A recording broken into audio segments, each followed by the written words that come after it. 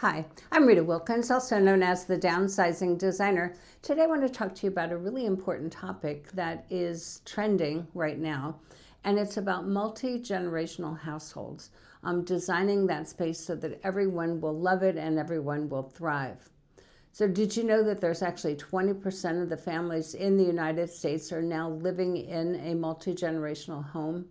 So that statistic was rather surprising to me, but then when I thought about it, I know 4 people, one of whom is my son who's living in a multi-gen home, and then also my virtual assistant.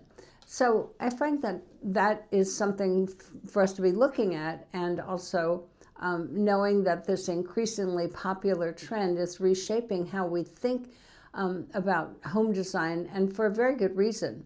Because when 3 or 4 generations share a home, designing a space to meet all of those unique needs, their preferences, and their lifestyle of each of those generations, it can be challenging, but it's definitely worth it.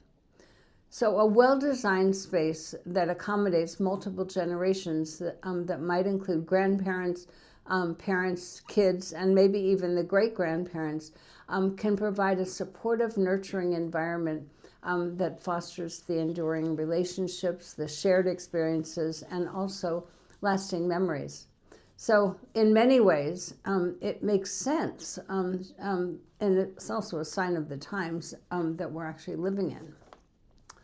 So the concept of extended family living together is being driven by a number of factors that are occurring right now, one of which is just economic pressures. So the housing affordability concerns, the rising costs of living overall, and then the increasing consumer debt. Also, the aging population is needing family support. So it's care of the aging parents, also affordable care for children, and also support of young adults as they're just getting started. And then the third one is the desire to maintain a strong family. So that desire to support each other of all ages is an ongoing trend. And then learning from each other, and then also sharing the household and also the financial responsibilities. So one of the biggest challenges that families face when they're living together under one roof is privacy. So as a designer, it's critical to find that right balance between the desire for the personal space and the need for the shared space.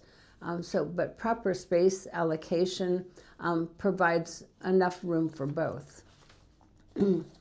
So there are some design considerations throughout this entire process that have to be taken into account.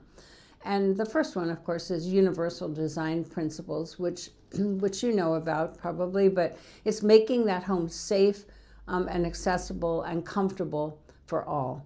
So when you prioritize safety and accessibility and comfort, that includes no-slip floors, the wider doorways, the good lighting, whether it's natural lighting or ambient lighting, walk-in showers with grab bars, low thresholds, and then step-free entrances. Those are all things that if you're starting from scratch, those things should be built in.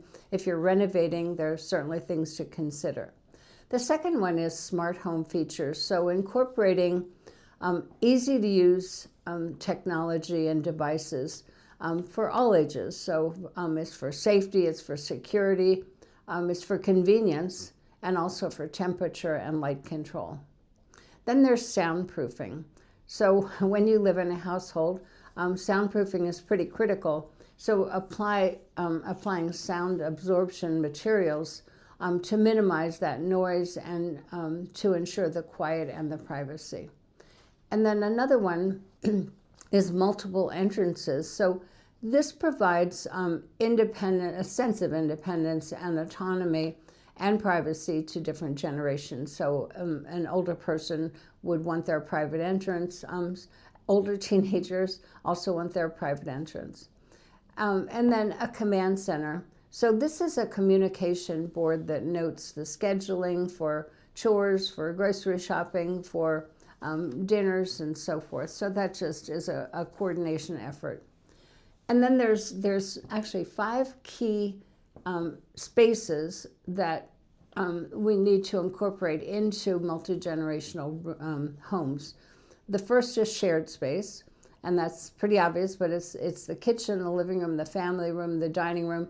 This would provide ample gathering space for that encourages the interaction. It fosters the connection among generations.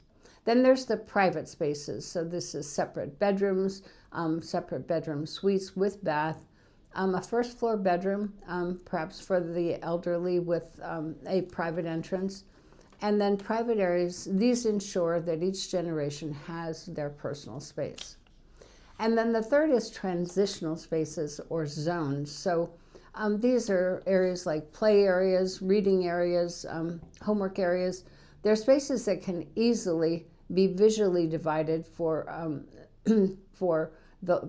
that large open space, shared space, and it can be divided by furniture, by area rugs, by lighting. And the goal there is to separate but not isolate. So it can easily be divided by room partitions, by curtains, by barn doors, by glass sliding doors. And the next one is multifunctional and flexible space. So this could be the bedroom, the office, the sitting area. These are areas that could easily be converted for different uses as the family needs change. This space can easily be converted. And then the last one is outdoor spaces. So patios, decks, porches, all of those areas, the outdoor spaces, are meant for relaxation, for recreation, for bonding activities, and that connection.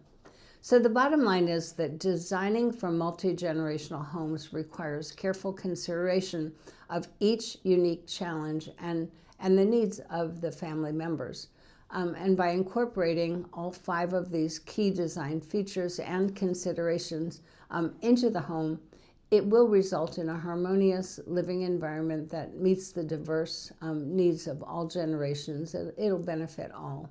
So each generation is seen and heard, and when it comes to the design, then everyone feels supported and comfortable.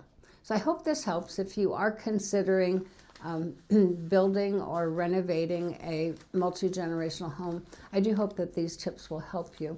And also, if you got benefited from this video, please like, subscribe, and share it with others you think might benefit. Thanks so much.